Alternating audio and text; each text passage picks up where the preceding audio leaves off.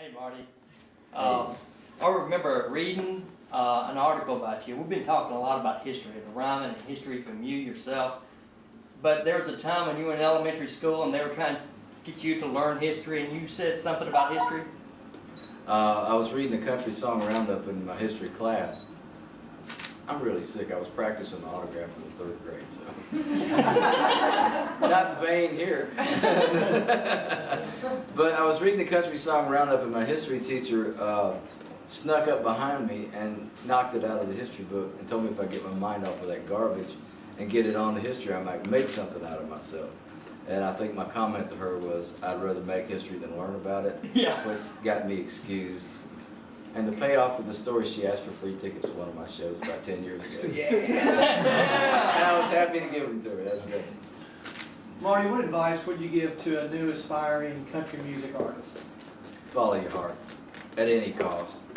At any cost, follow what you hear right there. It might get you left out at the cash register. Sometimes it might get you left off on an award show, but you'll wind up in the right place. Follow your heart. Anybody else? Did I know that your book has gone to a different publisher now? Well, I self-published the first round of it, the first version of it. It has been picked up by a company called Source Books in Chicago. And coming out when this fall? November. You can get it at Barnes & Noble and Walmart. Marty, can you talk a little bit about working with Kathy Mateo on her Cole album just came out in stores? Absolutely. We did a trio of records, I mean the superlatives, on our label Superlative. One was Soul's Chapel, one was Badlands, and one was Live at the Ryman, the first 3 records. And Badlands was aimed at the Native American. It's the poorest county in the United States of America, which is Shannon County, South Dakota. Pine Ridge Indian Reservation. I've been going up there since the early 80s. Did it change anything? I doubt it, but it made me feel better, and it raised a little hope for a while.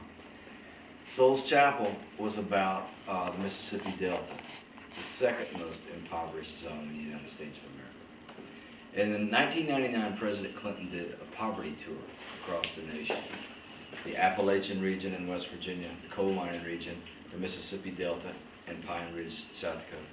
I knew authentically that I could not go to the coal mining region. I love the music, I love the people, but I'm really not one of them.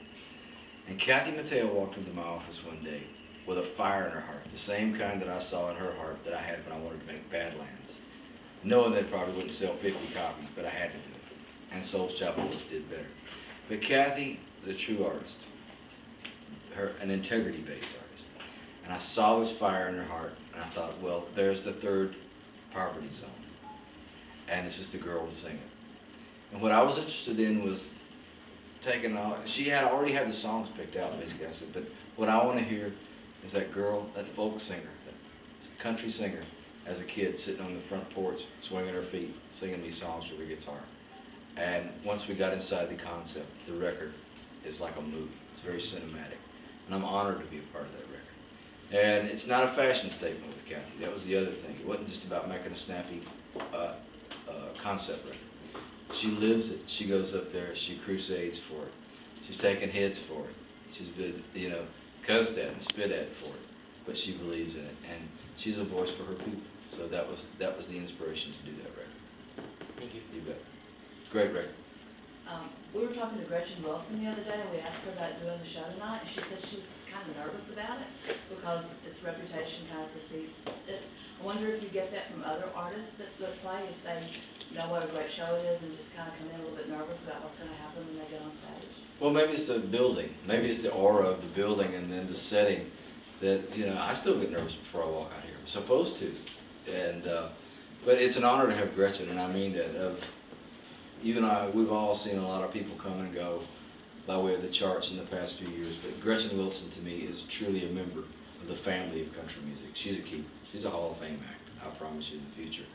And regardless what happens, in the little bumps of her career, that really doesn't matter, because it's that she's a big picture artist, and she brings something to the table.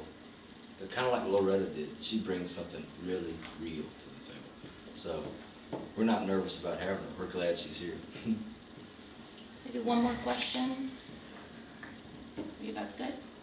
How about, out of all the times you've been an entertainer, out of all the places you've played, have you ever embarrassed yourself on stage? What's the most embarrassing? What's the most embarrassing You moment? obviously haven't hung around me long. The most embarrassing moment? Oh, well, I've seen myself on the news more than once, but I don't know. On stage, okay? On stage, me and Travis Tritt were doing a tour, and we were being touted as the new Waylon and Willie, which we all knew was bull, because as Travis says, because we knew we were a lot prettier than them. But we were on stage at a festival somewhere, and Waylon, I looked over there, and he was watching us, studying us. And I just took my guitar off and motioned for him, and he came out there and started jamming with us. And I'm thinking, well, we're being endorsed by the King of the Outlaws. This is pretty cool. Yeah. And I'm out there, we're playing Are You Sure Hank Done It This Way? Trying to impress Waylon.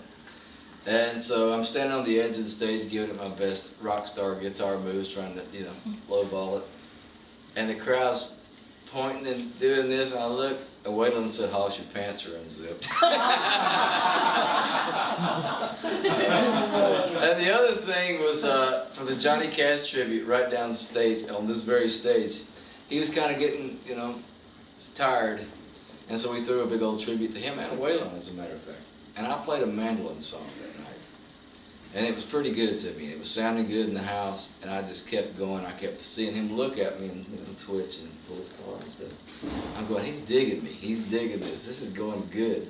And so I just kept playing it. And it must have lasted 4 or 5 minutes, just me and a mandolin. Pretty brilliant, right?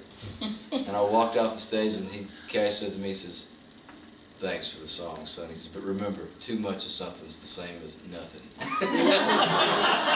Goes for press conferences too. Bye. Thank you, Mark. Thank y'all so much. How you been? How you doing? Good to see you. Good to see you. Let you back in town and everything. Cool. Yeah. Welcome back. Yeah, getting my fanfare tan now. That's good.